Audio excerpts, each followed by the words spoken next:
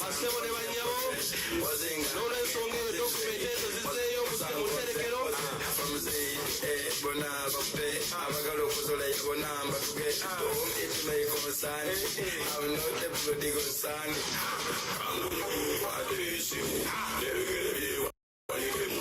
Bassebo ne banyabo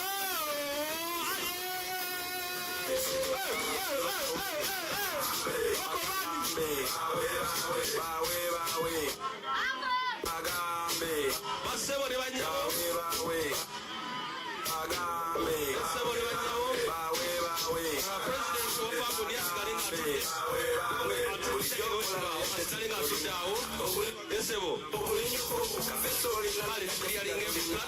President atule n'abalaba mwebali Anganina ya chairman atale mufia you want me to buy a new shoe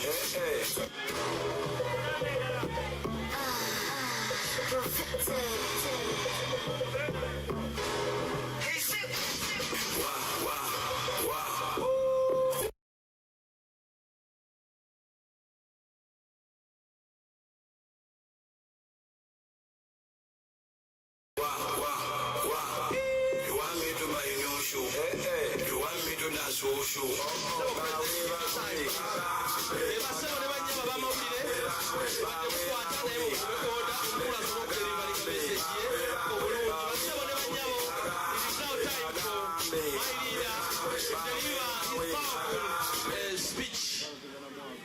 Thank you so much, Master of Ceremonies.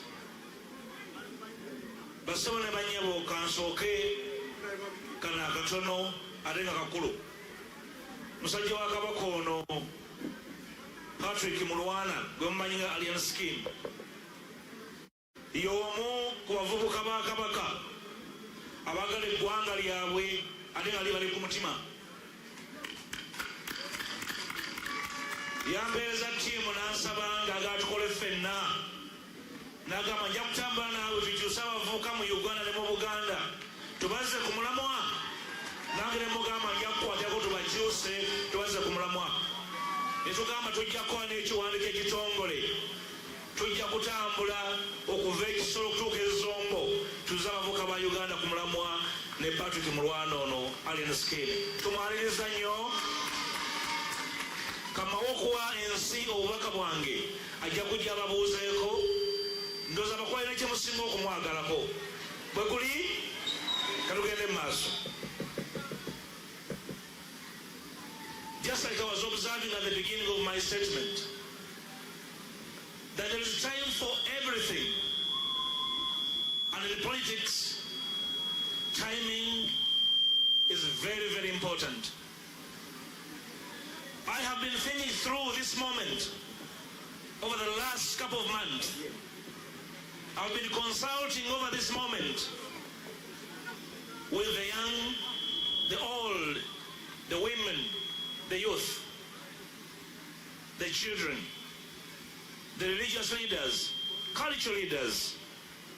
I have consulted, which is why some months back the world was waiting to hear from me, asking Mpuuga Zakoshi, I'm here to tell you and tell the world and I want you to listen. Probably in our lifetime we shall not have occasion to educate ourselves as to the afflictions, to the challenges, to the inhibitions that we have encountered in trying to engender the kind of democracy that we have desired over time. No doubt you all know that my life and the life for most of you has been a life of struggle in trying to bring the best out of ourselves and the best out of Uganda, so that the bequest that Uganda will become, that the heritage that Uganda and the rest of Uganda will become, will be one we can bequeath to generations. Twali kubuusabuusa nze nammwe tulwanye olutalo ebbanga ddene, bannaffe bafiiriddemu, abalala balemadde, abamu babuzeewo, There's no sight that clarity at the end of the tunnel is visible. Today I'm happy that I'm speaking to you with comrades from across political parties, the NT, FDC, Katonga Group, the DP Bloc, and NUP.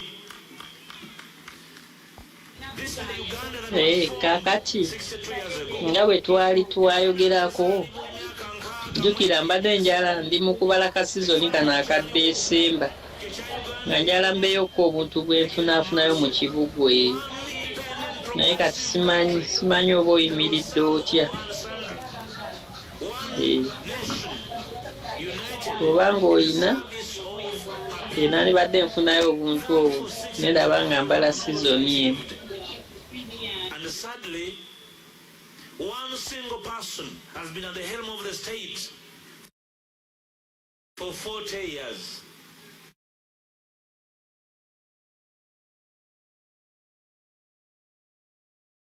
I am 49 years. Someone has ruled for 40 years.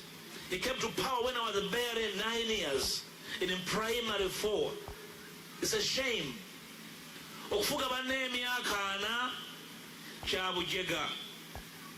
Okubalemerako kya buyaaye. Otawakolye tugenda kwata kya bugwagwa. I'm here to invite you to join me, to join my leader team, to join the DP Bloc, to join the whole alliance my brother Chamunda has talked about, into one single file of struggling Ugandans for a better country. And I can tell you, we have missed a lot of opportunities. We have lost time, backbiting each other, backstabbing each other, instead of serving the enemy of our common peoples. Omulabe w'abantu baffe gwe tuwadde ekiseera ne muteerawo akakeeka ne kapeti emyufu n'atambulirako n'atusekerera n'otukwema n'atuwema ndowooza ng'alaba abantu abalina omukisa okumuggyako obuyinza bamukubira mu ngalo abusigaze mu bugenderevu mu kumanya n'obutamanya. Some of our actions have only entrenched the enemy of our common peoples. Probably Mr. Museveni would have left power a long time ago, but for our actions, he feels strong and stronger to stay on hold. And the biggest danger for us and generations ahead, that Museveni dreams of his son succeeding him. And some of us are happy that that bequest will also hold. I'm here to invite you to join us, to join every one of us, to join the struggling Ugandans into that common call that we are not going to make that mistake again. And I want to invite you. We have our friends we have left at Kavle. They have their issues. We have Uganda to save. They will save themselves, and we shall save them when they fail to save themselves. Baganda bafabo sagana bafuula nsonga balina ebizibu bingi Dr. Byanika abyogeddeko. Ebizibu ebibajjudde ebibeetoolodde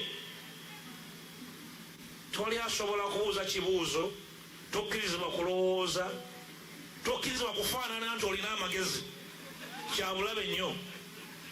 Olina kulaga nti otambuza mutwe amagulu ge gali waggulu. Ebyo ebizibu bibamala.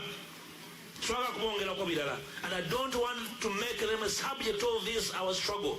They also need liberation because they have nowhere to go. They have eyes and legs and arms.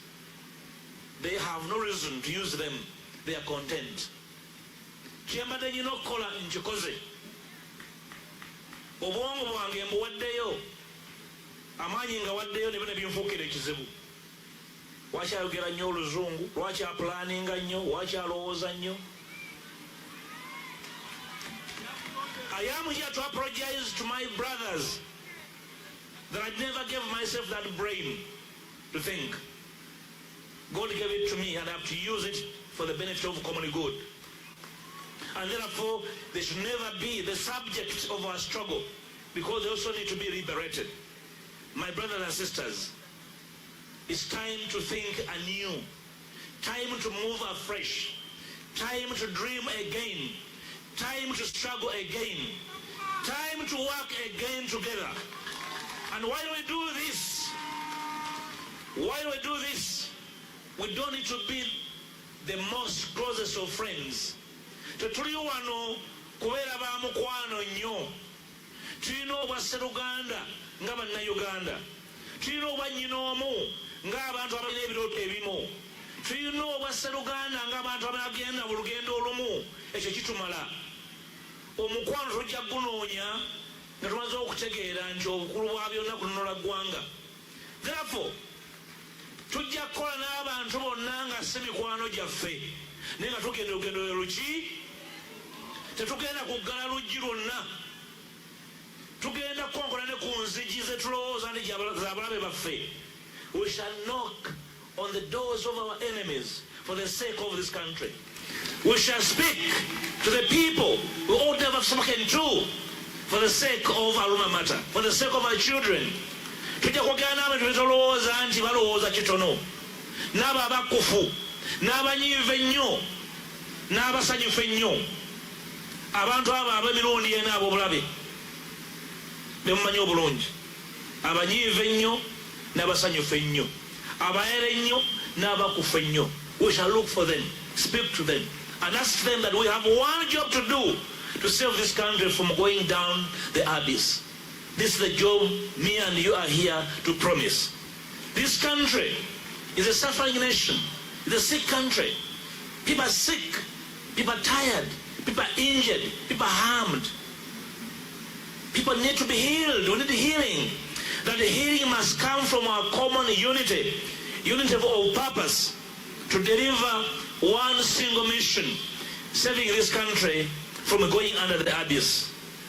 A few months back, I proposed to my colleagues in Parliament and the Parliament that we are going to engender a new framework that will give us a new outlook in the coming elections. Most of you are eager to participate in the next coming election. But then you ask, what difference would it make? What kind of difference will happen if we woke up today to participate in an election that makes no difference, to simply partake of a ritual that will not change the history of this country? I have proposed reforms in our electoral system. I have proposed reforms and amendments to the Constitution. Some people are saying, Lwaki abirese? Lwaki temubirese? Lwaki alese ebyo nammwe muleete ebyammwe?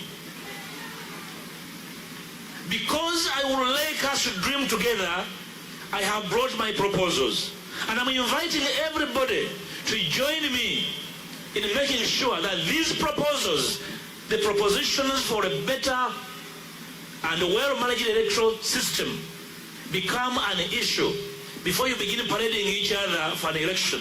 Waliwo abeesoose nja Kwesimbawo, nze neesoose, siri mu byakwesooka, siri wano kulangirira kwesooka.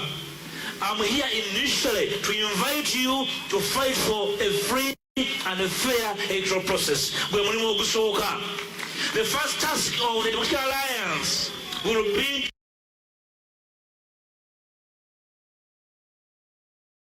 to go throughout the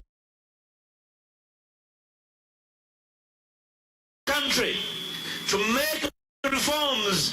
Nobody will be. We must make it better and fair for everyone to compete and win. That's the job. The members of the DP bloc and the My Leader team and the rest of us, that is the job.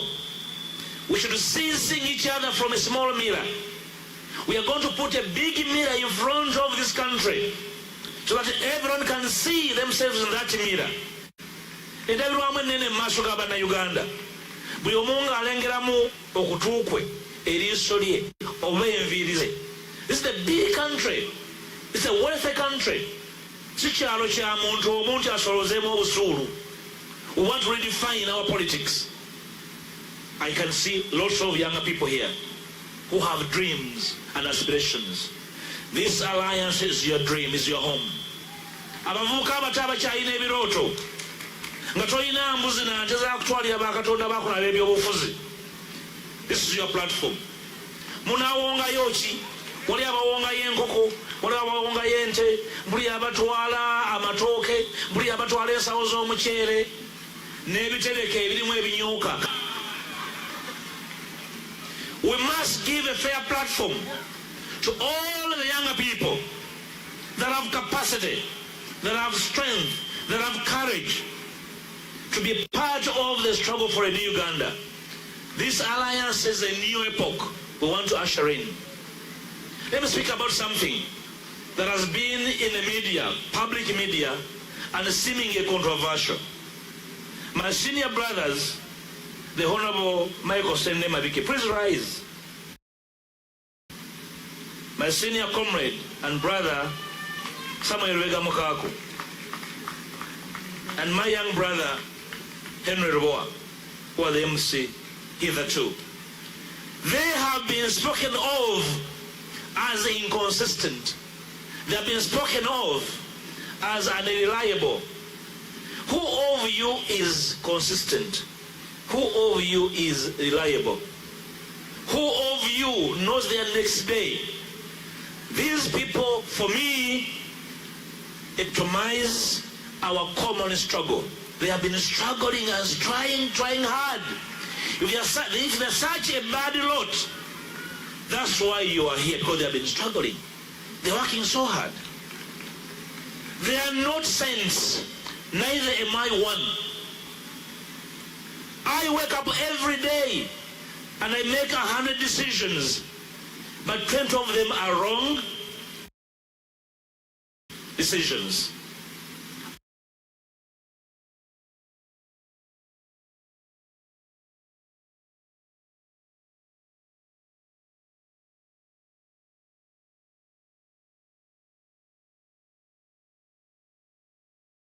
I wake up every day to be better. They have been struggling. Please come and work. We have a big problem in the house. We have a big problem in this country that require our common effort, our common capacity, our different energies, our various efforts and energies and skills. They have done their part. Ajajabo mulwadde bw'obanga olowooza nti basobola kukulemberamu watolina musika, respect to them. When they have challenges like all of us, we shall speak to these challenges like mature people. Tujja kwogera ku nsonga ezitukwatako. Ensonga ya Uganda nene nnyo okusinga Mabikke, okusinga Lubega Mukaku oba Lubowa, nene okusinga nze. I'm only a humble servant of the struggles of our people. Sinze nannyini ensonga eno, nsonga y'abantu baffe. That's why we rise every day.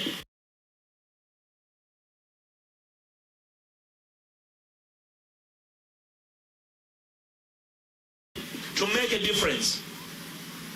This platform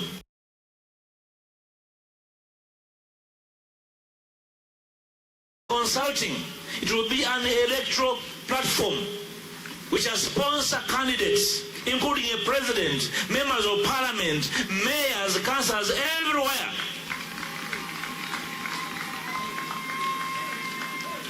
We don't need anybody's approval to do that. Twetaaga mutulina tuwa olukusa kukola ekyo. Omukago guno gugenda kutambula nga gwongera okwebuuza n'okweyubula. Emyezi egijja gujja kusimbawo n'abakulembeze ne pulezidenti nga mwali, bameeya, ababaka ba paalamenti, bakansala. Twetaaga lukusa lwa muntu yenna. We only need the support of Uganda that wants to see a different Uganda. Mwabazze wano tubatuma to be the ambassadors of this platform. So to you, my brothers, away from this platform, Omukago guno gukyali muggule. We are going to speak to everyone. Banaffe abali mu DP ey'enkumbi eyawangukamu omuyini. They are very good people. They nurtured me. They made me what I am. They trained me. To you younger people, we are going to return that favor. Tugenda ba obudde tubatendeke, tubasomese, tubabulire ekyokukola, ate tuba deploying mugende mukole. Like we were trained and deployed. We owe you that duty. Ngenda ba obudde nga bwe nasuubiza era ntandise. How do we find ourselves in this kind of situation? One of us, a major pillar of our struggle, Dr. Besigye, is in prison. And somehow life is moving on normally as if nothing happened. Because the leading opposition party in Uganda is in deep slump. Ekibiina ekisinga obunene mu opposition mu Uganda bali mu kufuluuta batadde n'ensaya. How does that happen? For the very first time, there's nothing going on.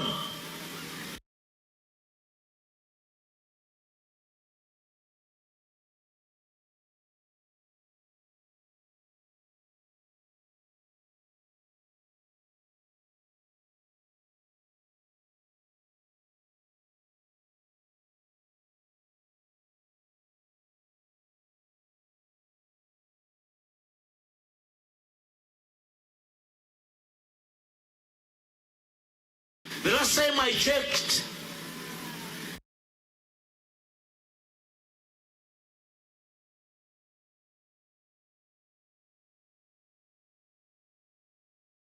the leader of that group was planning a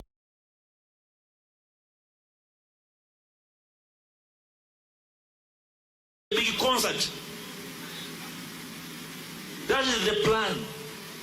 The plan that General Museveni and his Kaku, because our actions have fallen short of being deliberate on power. Obuyinza emyaka 4 nga tebeekyusa era bakyayagala. Bajja embuto ziri ku mugongo ate ziri mu mannyo era bakyayagala. What shall we tell our children?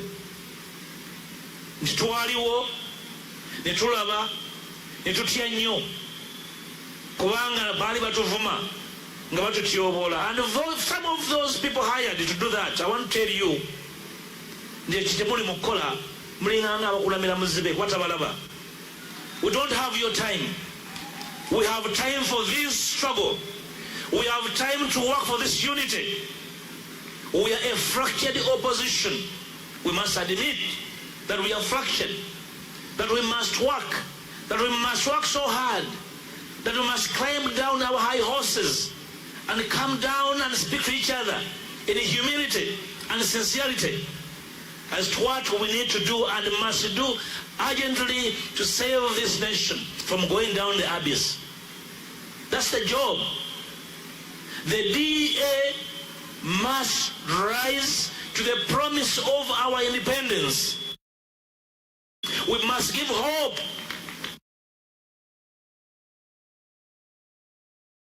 to the workers, to the people struggling to sustain this country. We must give hope to the teachers who are struggling to keep our children in school and teach. We're not discriminated. Yaba science our guru. We must give hope and a promise to the doctors sustaining our ailing health care. We must give promise and hope to the farmers who are struggling and they are being alienated from the promise of our independence. We must give hope and a promise to the younger people that we can plan it better. 75% of this country are younger people below 35 years. They need leaders with a plan, with hope. Better gabakulembeze. Sabagendo basoloza mu gye bakolera. Abagendo balotera babakolera plan entuufu. Tunoonya bamusoloza, tunoonya bakulembeze. abagenda okulootera abantu baffe, abalimi, abasomesa, abasawo, abasuubuzi, bannekolera janga bali wansi yabonaabona bebajjako omusolo nga abataazaalibwa. They need leadership that will give that promise. That's why we sat down with these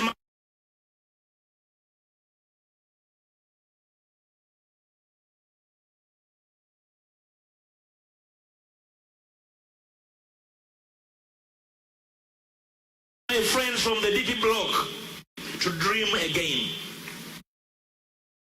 Today we are here to announce the birth of the DA, the Democratic Alliance. We have given ourselves that task to move all the way. We are going to speak to everyone. We are going to speak to everybody. We are going to knock on every door. We are even going to open the closed windows. We are going to speak to all in the tunnels, in the jungles, to listen to the promise of this nation, a promise of a new dream.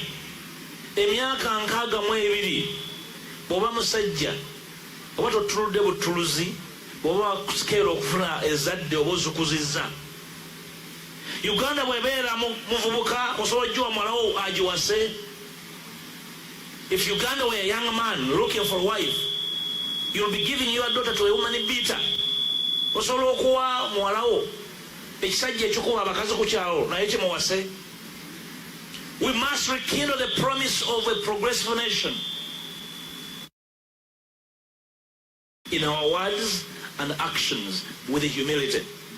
You saw these, our senior citizens who came, they have given here a document that contains the litany of their hopes, wishes, but also frustrations. Mukiwandiika ekyo kye bampadde mulimu ebirooto byabwe bye baalina nga balina ebbeeni kiwanuka, ebirooto byabwe bye baalina nga batufuna obwetwaze, ebirooto ebyafa naye bazadde ffe abaana baabwe n'abazzukulu ekirema ggwe omwana oba omuzzukulu akikufunira.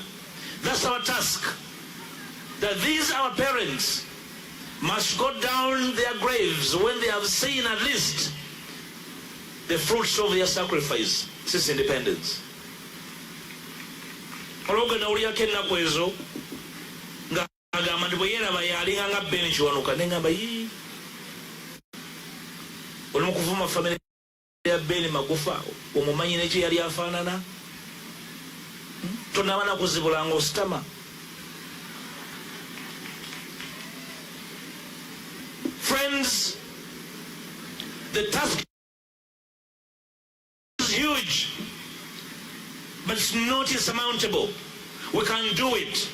The capacity within and without this place is enough for us to go home, to the villages, to the churches, to the mosques, to the councils of the villages we come from, to tell our people to dream again. Abantu baffe tibakyaloota bulogoota na bulogootanyi, kubanga baaloota bye baaloota ne bigaana ne babivaako. It's our duty to do that. Olwaleero njala kwebaza mikwano gyange baganda bange bannamasaka mwe abansiga mu nsi eno ne munsindika okuweereza bannayuganda okutwaliza awamu. Buli kyenkoze kyonna nkikoze nga mmanyi nti nva buddo. I know at heart the struggles of our people in this country. I have moved every inch of this country. I have seen how our people are suffering. I have seen the neglect. I have witnessed firsthand what leadership or the lack of it does or has done and visited to this country. I have been to schools. I have been to hospitals. I have seen roads impassable. I have seen hospitals sick than the patients therein. I've seen children in schools sit on logs and stones. I've seen teachers moving barefoot. That is the kind of promise we must rekindle. The nature of dreams we must return on table as leaders. Inevitably, we might stumble in this our journey. When we stumble, support us rise again. Like you hear today, support us rise again. But because we have a duty, this will happen. And it will happen in our time. Tending this country is a job we must do in our time. Tetusobola kukwata abaana baffe ne tubalekera eggwanga erifaanana bwe riti, oba ffe abalimu ku mbavu n'amaaso eggwanga lifaanana bwe riti, tuleke abaana baffe banaasobola n'okuva wansi ne babako kye bakola. For me and you, that is the job. Finally, comrades, when you go out there, speak against pettiness. Speak against divisionism. Speak about self-interest. Speak against the kind of spirit that has killed our struggle for the last 4 years. For the last 4 years, one group of actors has had occasion to speak about one person, the name of Mathias Mpuuga. Has been their business for 4 years. And unfortunately, we have lost time, opportunity, and space. Mpuuga bamunywera mu kyayi nga wa majaani, bwe bazuuka balogota na Mpuuga mutabani wa Nsamba. Tufiiriddwa emyaka 4. Tewali kuteesa, tewali kutuula, tewali kwegeyaamu, tewali kuwuliziganya, tewali kuwangana magezi. I want to announce that I am around and I'm going nowhere. Today I'm even more energized to make that solemn promise that I'm ready for the task you'll ask me to do. I want to invite all of us, without prejudice, from wherever you come from, my brother Chamondo, from Jema, the opposition must sit under one big tent, under one big tree, not a small umbrella. One big tent, and speak about what we have failed to do, and speak about what has gone wrong, with humility and courage to march forward. Certainly, we shall not be friends all the time, but we have only one country called home we all must protect and save. Kyokka kimala nti waliwo eggwanga lye bayita Uganda lye tugenda okulwanirira, gwe mulimu gwaffe. Ebirala bitono nnyo. Agala okuyomba ne munne agende bayombe. Mugende mwesibire ewantu muyombe. Stop the pet fights. Stop the pet quarrels. Ridiculing of others on social media. Use social media positively to promote our agenda. I want to send you people, you hear our friends promoting our agenda. Use social media to promote our agenda. Leave the others promote their pettiness. Tulina omulimu munene mukozesa amasimu ago n'emitimbagano okutwala mu maaso omulimu guno omunene ogw'obumu ogw'okukolera awamu. Nga bwe ŋŋambye mu bbanga siddene DA ejja kuvaamu ekibiina ky'ebyobufuzi nga tumaze okukalya bwe kinaafaanana bwe kinaatunula. Twaba batiisatiisa nti nga mukyusiza ebibiina. Ekibiina si ddiini era si ggwanga. Tosobola kubeera mu kibiina nga bakirumba bongoota, ng'obwo bazuukusa batema bisiki, ng'olina ekatala n'osigala ng'oli mu bazuukusa essaawa 24. You move on and work anew. Mwegomba nnyo bannaffe ab'e Kenya bakyusiza obuyinza butya bafuna bwetwaze. They have been evolving. We must learn to evolve, to change, to move, to work together even when we are not the most bosom of friends. There's one only country called Uganda. The Sena Sinda and your passport him. Uganda. Yala kwebaza muto wange musajja wa kabaka Murwana. Katonda yakuwa ekitone okikozesezza n'oyamba abavubuka bangi. Abavubuka bo abakwagalira okugoberera okuva n'olwatu genda bagatako ekirala obumu ne discipline. Kubanga abavubuka b'okulembera abakwagala abakwerekera balina ebirooto okufaanana n'okuyisa era baba bakwegomba tobatwalanga abalabe bo si balabe bo gwe mukama waabwe temuvira kyemuvuganyako temuvuganya naye muyambagana mwenna ne musitulingana buli omu ayambe munne. I want to thank you for turning up n'ogamba tugende tukole ne DA kubanga erimu omulamwa tutambule ffenna. We are going to work with you, support you to make sure that our young people who look out to the art industry as a career abavuka bangi nnyo batunula ekisaawe ky'okuyimba ng'omusobola okuvaamu ekiguli amagala eddiba ne beeyimirizaawo ne famire zaabwe. Beetaaga kukwatirako, beetaaga kuyambako, tebeetaaga kuvumirirwa, tebeetaaga kusuulibwa, beetaaga okutubawulirize tutegeere nabo bye bayitamu. There are so many, they deserve our support. I want to thank you most sincerely for coming. And very finally, Comrade Mabike, Comrade Samuel, Lubega Mukaku, and Luboa and the others. To you, Comrade Chamondo, turning up for the whole alliance. Friends from NT, friends from, there's a gentleman from, what is the party? Peasants Party?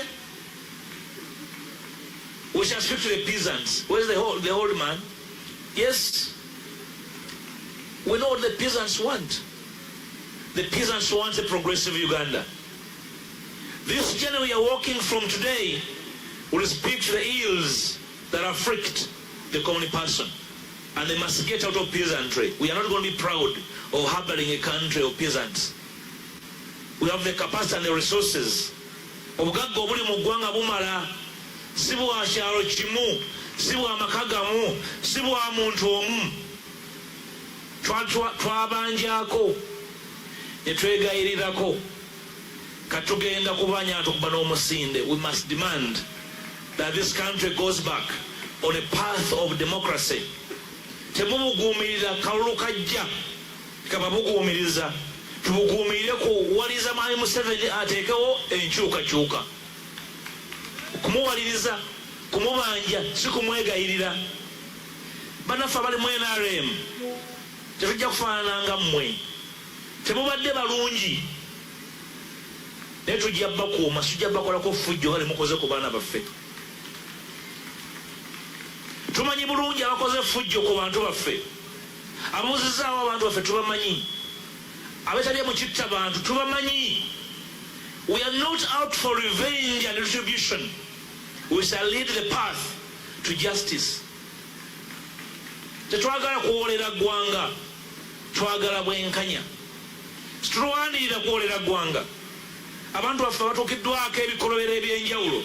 And I can tell you, mu kifo wendi ne wembadde manyi bingi, ntegedde bingi. I will read the law, the way and the path to justice. Obwenkanya abantu bwe beetaaga kyekisinga obukulu. Mwenna abavudde e Buddu, abavudde e Kyaggwe, abavudde e Singo, abavudde e Mawokota, abavudde e Butambala, abavudde e Mawogola, abavudde e Kooki, friends from Kyaddondo, from Acholi, from Busoga, from Lira, from Lango generally, and all of you Ugandans here, and those of you following social media and televisions, this is our day to dream and think again. I offer my promise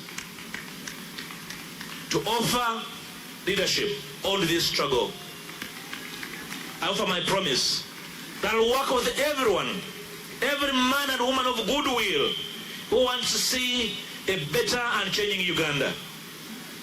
Abatukiina, abatukyobola si nsonga. Tebasobola abo yasobola ki? Gosobola kuyogerako bwogezi tetuzze bikolako. N'olwekyo tuleke. But tibisoboke. We are sorry.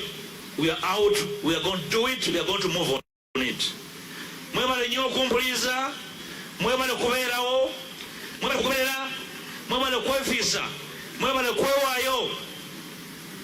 Today I officially would like to launch the Democratic Alliance to launch a new day and a new way.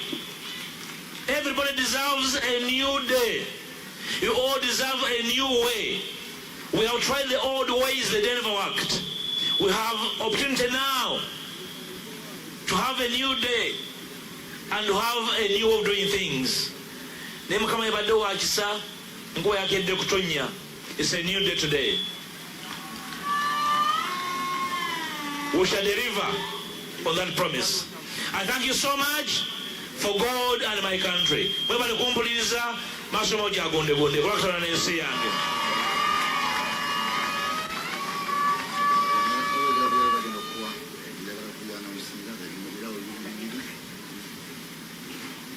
Basebo ne banyabo tukubire Honorable Mathias Mpuuga Nsamba obugalo n'akalulu.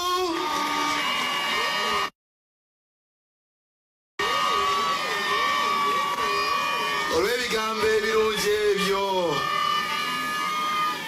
Sebo bannakampala, bannamakindye nga bakulembera omwana oyo omuto Nathane Etiang basazeewo okutonera ebirabo ebyo nga bakulisa olw'okukolawo okusalawo kw'otubulidde olunaku lwaleero. Kino kifaananyi kyo Sebo.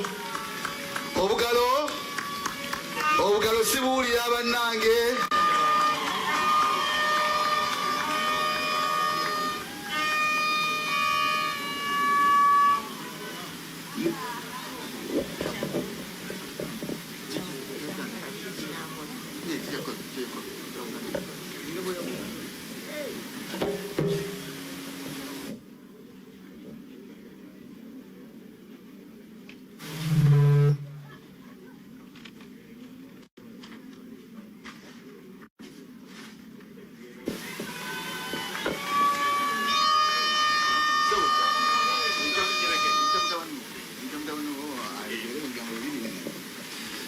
Kampite muto wange musajja wa Kabaka ajje ababuuzeeko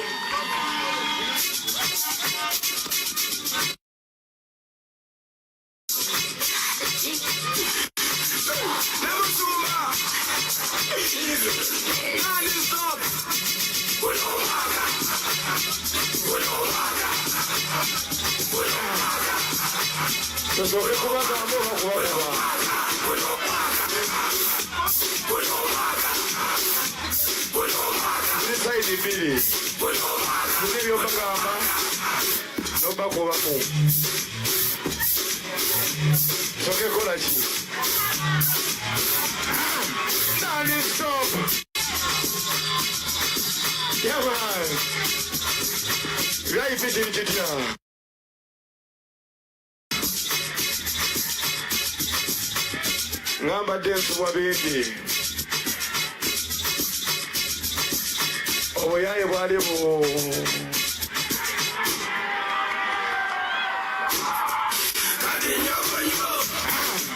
naye tetotya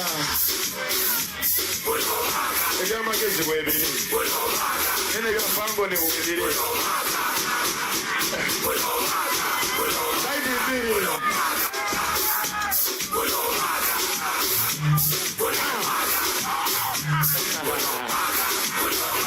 ulira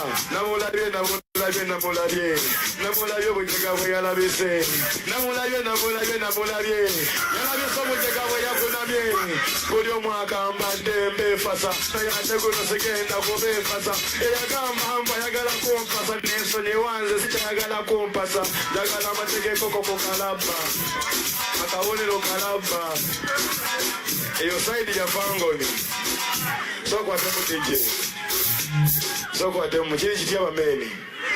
Hi everyone, should we use English oba tukozese luno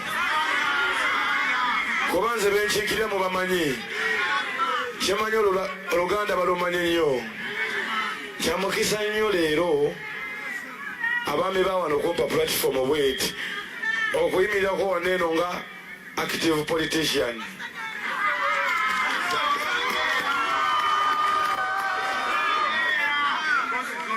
Lwakuba mukulu wange ebyayogera bya buvunaanyizibwa ate nange byange byogera bya buvunaanyizibwa lwakuba biyisaamu amaaso. Kati awo mu makkati awo we balibuusiza amaaso wetuteerako ebikolwa naye nga naffe tuli baki tuli babuvunaanyizibwa. Sigenda kubawa mboozi ze mwagala kuwulira, sigenda kuyisaamu muntu yenna maaso yadde gwe ngenda okunyoomoola kubanga ekyo fango nekimanyi saidi gye twalonda ffe tubeerawo ng'abalumbibwa naye ate abali strongo gwe bw'ojjangu atusirise leeta olutalo olwo lutukwase ojja kumanya abasirifu bano kyekibalimu.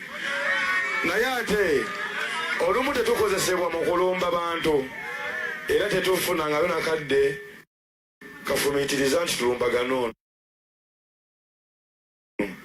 ebisinga batuwayiriza naye bwe gutyo tebisoose ku ffe buli mu bamukola ki. Nze nabadde mukomera era ensobi eziri mukomera nazirabye n'ebituufu ebiriyo nabikoze eki. Buli alinayo omuntu we mukomera afuna akadde amusabireko nga naali mukomera bwe yeesabira. Si buli aliyo nti alina omusango ate si nti buli ali ebweru ye mutuukirivu ennyo. Munfuna nze ndi wano omusango gwasoose okuntekebwako mpita mu bumpimpi mumanye nze nabba akasimu ene mukulu wange yabbayo ebitaano mbu siba kiri kati bodies of the same feathers owakasimu n'owekido.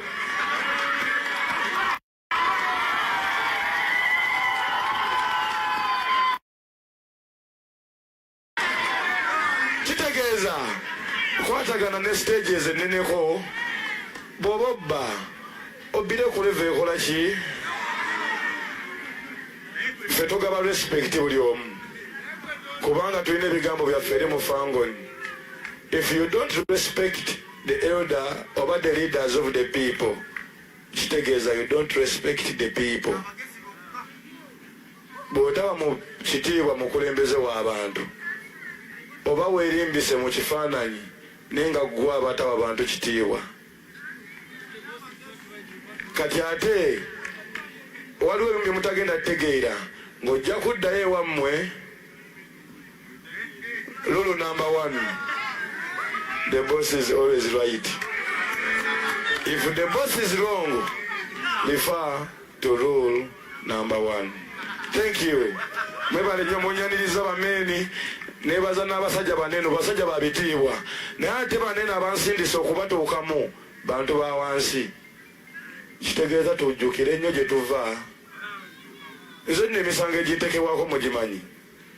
Buli omu agamba ali eniyo si mubi naye baabeera nabo okitegedde kate bembeera nabo olumu nange nalinga bo sisobola kubakyusa nga mmaze bbejjamu okuggyako okubabeeramu nembalaga mpolampola ekyokukola kuba nze sente nziina ezimbeeza emunyonyo.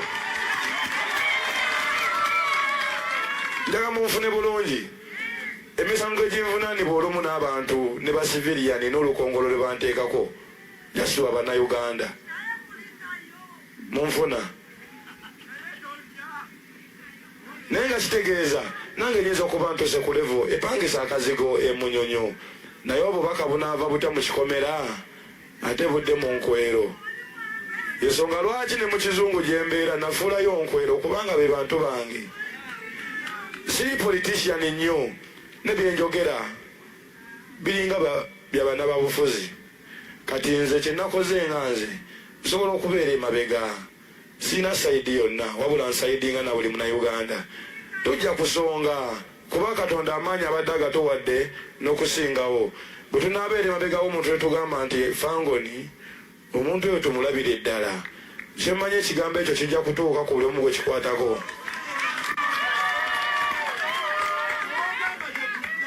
Bino si bya kuyimba kubanga obubaka obw'amakulu tubuyimbye enyimba ne muziwulira ne mutakitegeera. Abamu ne bawuliramu ndongo ne bazina, abamu ne batawuliramu n'abuuza kati binayimbye biki. Kitegeeza tulina kirasi mmeka? 3. Bwe tukeeranga ku makya saba nnyo Katonda amagezi okumanya n'okutegeera. Tolina muntu yenna gw'ogenda kuvunaana yadde okwasa obulamu bwo. Okuggyako ffe abaana babavuddeyo nga tulaba tuli bulungimu tugamba naffe birungi tubyagaliza abalala naye ng'olumu tubasudira naffe tetuli buki. Lwakuba kye mwagala owulira omunafu tawangula lutalo. Tulina kubeera b'amaanyi okulwanagana n'abamaanyi. May God bless you.